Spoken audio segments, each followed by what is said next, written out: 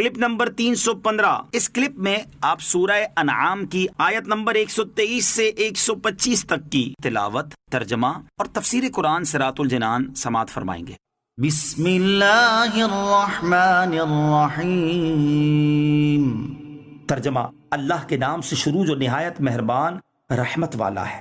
وَكَذَلِكَ جَعَلْنَا فِي كُلِّ قَرْيَةٍ أَكَابِرَ مُجْرِمِيهَا لِيَمْكُرُوا فِيهَا وَمَا يَمْكُرُونَ إِلَّا بِأَنفُسِهِمْ وَمَا يَشْعُرُونَ۔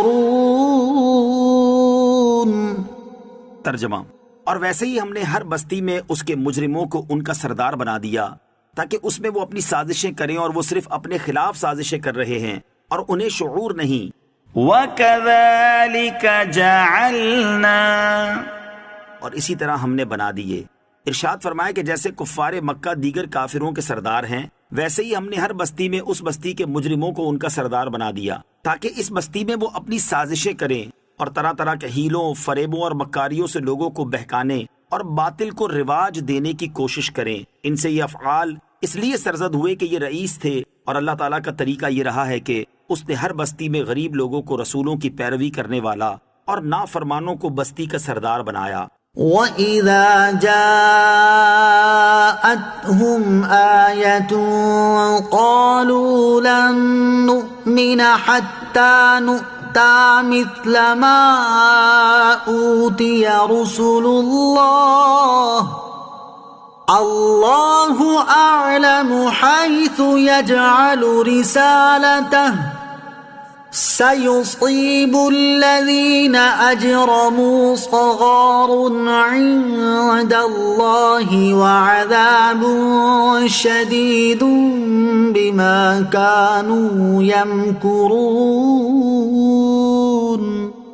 ترجمہ، اور جب ان کے پاس کوئی نشانی آئے تو کہتے ہیں کہ ہم ہرگز ایمان نہ لائیں گے جب تک ہمیں بھی ویسا ہی نہ ملے جیسا اللہ کے رسولوں کو دیا گیا۔ اللہ اسے خوب جانتا ہے جہاں وہ اپنی رسالت رکھے۔ ان قریب مجرموں کو ان کے مکر و فریب کے بدلے میں اللہ کے ہاں ذلت اور شدید عذاب پہنچے گا۔ وَإِذَا جَاءَتْهُمْ آیَةٌ، اور جب ان کے پاس کوئی نشانی آئے۔ شان نزول، ولید بن مغیرہ نے رسول اکرم صلی اللہ تعالی علیہ وسلم سے کہا، اگر نبوت حق ہے تو میں آپ سے زیادہ اس کا مستحق ہوں، کیونکہ میں عمر میں بڑا ہوں اور آپ سے زیادہ مالدار ہوں۔ اس پر یہ آیت نازل ہوئی۔ ایک قول یہ ہے کہ یہ آیت ابو جہل کے بارے میں نازل ہوئی۔ ابو جہل نے کہا کہ ہم نے عبد مناف کی اولاد سے سرداری میں مزاحمت کی، اور اب وہ کہتے ہیں کہ ہم میں ایک نبی ہے جس کی طرف وحی نازل ہوتی ہے۔ اللہ کی قسم ہم اس پر ایمان لائیں گے، نہ کبھی اس کی پیروی کریں گے، یہاں تک کہ ہمارے پاس بھی ویسے ہی وحی آئے جیسے اس کے پاس آتی ہے۔ اللہ اعلم حیث یجعل رسالتہ، اللہ خوب جانتا ہے جہاں اپنی رسالت رکھے، یعنی اللہ تعالیٰ بہتر جانتا ہے کہ رسالت کا مستحق کون ہے کہ اسے یہ شرف عظیم عطا فرمائے، اور اسے بھی خوب جانتا ہے جو اس کا مستحق نہیں۔ اور اے کفار مکہ، تم اس لائق ہی نہیں کہ تمہیں نبوت جیسے عظیم مرتبے سے نوازا جائے، اور نہ ہی نبوت مطالبہ کرنے پر ملتی ہے، خصوصاً وہ شخص کے جو حسد، دھوکہ، بد عہدی وغیرہ برے افعال اور گھٹیا اوصاف میں مبتلا ہو، نبوت جیسے منصب عالی کے لائق کیسے ہو سکتا ہے؟ عظمت مصطفیٰ اور عظمت صحابہ۔ حضرت عبداللہ ابن مسعود رضی اللہ تعالی عنہ فرماتے ہیں، اللہ تعالیٰ نے بندوں کے دلوں میں نظر فرمائی تو سب کے دلوں سے بہتر محمد صلی اللہ تعالی علیہ وسلم کے دل کو پایا، تو انہیں اپنے لیے چن لیا اور اپنی رسالت کے ساتھ انہیں مبعوث فرمایا۔ محمد صلی اللہ تعالی علیہ وسلم کے دل کے بعد بندوں کے دلوں میں نظر فرمائی تو ان کے صحابہ رضی اللہ تعالی عنہم کے دلوں کو دیگر لوگوں کے دلوں سے بہتر پایا، تو انہیں اپنے نبی کا وزیر بنا دیا۔ یہ لوگ ان کے دین کی حمایت میں جنگ کرتے ہیں، پس جس چیز کو مسلمان اچھا سمجھیں تو وہ اللہ عز و جل کے نزدیک بھی اچھی ہے، اور جسے مسلمان برا سمجھے تو وہ اللہ عز و جل کے نزدیک بھی بری ہے۔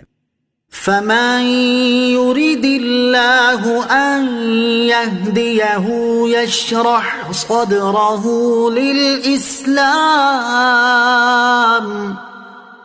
وَمَن يُرِدْ أَن يُضِلَّهُ يَجْعَلْ صَدْرَهُ ضَيِّقًا حَرَجًا كَأَنَّمَا يَصَّعَّدُ فِي السَّمَاءِ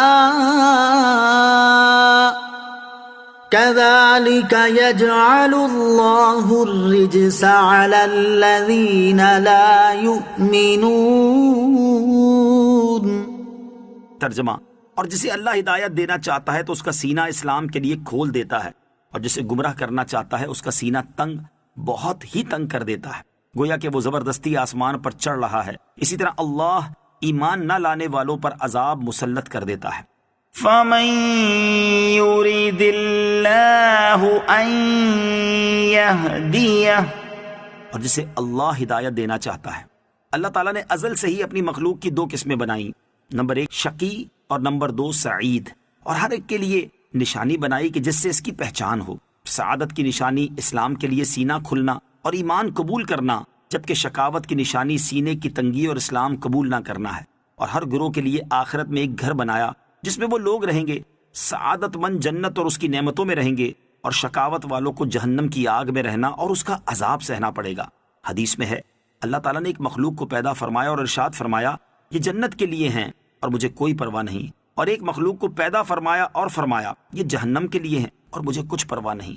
اس آیت میں اللہ تعالیٰ نے ہر قسم کی مخلوق کی نشانی بیان فرمائی ہے، لہٰذا جب اللہ تعالیٰ بندے کو شرح صدر کی توفیق دے اور اسے حلاوت ایمان سے بھر دے تو وہ جان لے کہ اللہ تعالیٰ نے اسے عظیم نعمت عطا فرمائی ہے۔ وَمَن يُرِدْ أَن يُضِلَّهُ، اور جسے گمراہ کرنا چاہتا ہے، جسے اللہ تعالیٰ گمراہ کرنا چاہتا ہے تو اس کا سینہ تنگ، بہت ہی تنگ کر دیتا ہے کہ اس میں علم اور دلائل توحید و ایمان کی گنجائش نہ رہے، تو اس کی ایسی حالت ہوتی ہے کہ جب اس کو ایمان کی دعوت دی جاتی ہے اور اسلام کی طرف بلایا جاتا ہے تو وہ اس پر نہایت شاق ہوتا ہے اور اس کو بہت دشوار معلوم ہوتا ہے، گویا کہ وہ زبردستی آسمان پر چڑھ رہا ہے۔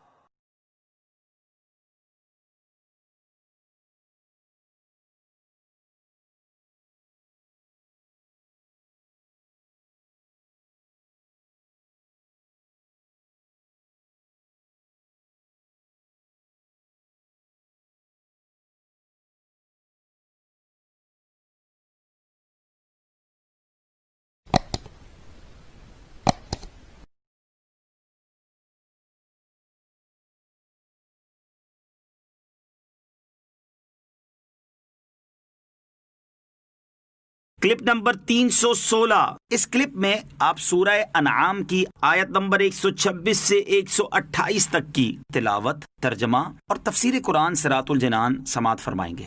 بسم اللہ الرحمن الرحیم۔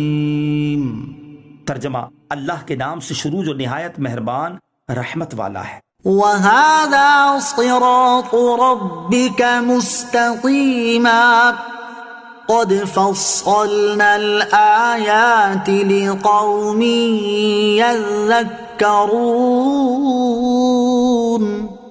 ترجمہ، اور یہ تمہارے رب کی سیدھی راہ ہے، بے شک ہم نے نصیحت ماننے والوں کے لیے تفصیل سے آیتیں بیان کر دیں۔ وَهَذَا صِرَاطُ رَبِّكَ مُسْتَقِيمًا، اور یہ تمہارے رب کی سیدھی راہ ہے، یعنی قرآن کریم یا حضور سید المرسلین صلی اللہ علیہ وسلم کی تعلیم وہ راستہ ہے جو بلا تکلف رب عز و جل تک پہنچا دیتا ہے۔ جیسے سیدھا راستہ منزل مقصود تک پہنچاتا ہے، اس لیے اسے شریعت کہتے ہیں، یعنی وسیع اور سیدھا راستہ جس پر ہر شخص آسانی سے چل سکے۔ طریقت بھی رب عز و جل کا راستہ ہے، مگر وہ ایسا تنگ اور پیچ دار ہے جس پر صرف واقف آدمی ہی چل سکتا ہے۔ لهم دار السلام عند ربهم وهو وليهم بما كانوا يعملون۔ ترجمہ، ان کے لیے ان کے اعمال کے بدلے میں ان کے رب کے حضور سلامتی کا گھر ہے اور وہ ان کا مددگار ہے۔ لهم دار السلام، ان کے لیے سلامتی کا گھر ہے۔ دار السلام کے دو معنی ہیں۔ نمبر 1، سلام اللہ تعالیٰ کا نام ہے تو دارالسلام کا معنی ہوا وہ گھر جس کی اضافت اللہ تعالیٰ کی طرف ہے، اور یہ اضافت تشریف اور عزت افزائی کے لیے ہے، جیسے بیت اللہ اور ناقۃ اللہ میں ہے۔ نمبر 2، اس کا دوسرا معنی یہ ہے کہ سلام دار کی صفت ہے، یعنی یہ سلامتی کا گھر ہے، اور جنت کو دارالسلام اس لیے فرمایا گیا کہ جنت میں ہر قسم کے عیوب، تکلیفوں اور مشقتوں سے سلامتی ہے۔ جنت کو دارالسلام کہنے کی تیسری وجہ یہ ہے کہ جنتیوں کو جنت میں دخول کے وقت سلام کیا جائے گا، اللہ تعالیٰ کی طرف سے، فرشتوں کی طرف سے اور اہل اعراف کی طرف سے ان کو سلام پیش کیا جائے گا، اور جنتی بھی ایک دوسرے کو سلام کریں گے۔ وَيَوْمَ يَحْشُرُهُمْ جَمِيعًا يَا مَعْشَرَ الْجِنِّ قَدِ اسْتَكْثَرْتُم مِّنَ الْإِنسِ وَقَالَ أَوْلِيَاؤُهُم مِّنَ الْإِنسِ رَبَّنَا اسْتَمْتَعَ بَعْضُنَا بِبَعْضٍ وَبَلَغْنَا أَجَلَنَا الَّذِي أَجَّلْتَ لَنَا قَالَ النَّارُ مَثْوَاكُمْ خَالِدِينَ فِيهَا إِلَّا مَا شَاءَ اللَّهُ إِنَّ رَبَّكَ حَكِيمٌ عَلِيمٌ۔ ترجمہ، اور یاد کرو وہ دن جب وہ ان سب کو اٹھائے گا اور فرمائے گا اے جنوں کے گروہ، تم نے بہت سے لوگوں کو اپنا تابع بنا لیا، اور انسانوں میں سے جو ان کے دوست ہوں گے وہ کہیں گے اے ہمارے رب، ہم نے ایک دوسرے سے فائدہ اٹھایا اور ہم اپنی اس مدت کو پہنچ گئے جو تو نے ہمارے لیے مقرر فرمائی تھی۔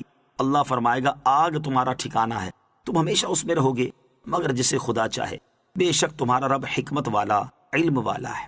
وَيَوْمَ يَحْشُرُهُمْ جَمِيعًا يَا مَعْشَرَ الْجِنِّ، اور جس دن وہ ان سب کو اٹھائے گا اور فرمائے گا اے جنوں کے گروہ۔ قیامت میں اولن سب اکٹھے ہوں گے، اس لیے اسے حشر کہتے ہیں، بعد میں اچھے بروں کی چھانٹ ہو جائے گی، اس لیے اسے یوم الفصل کہا جاتا ہے۔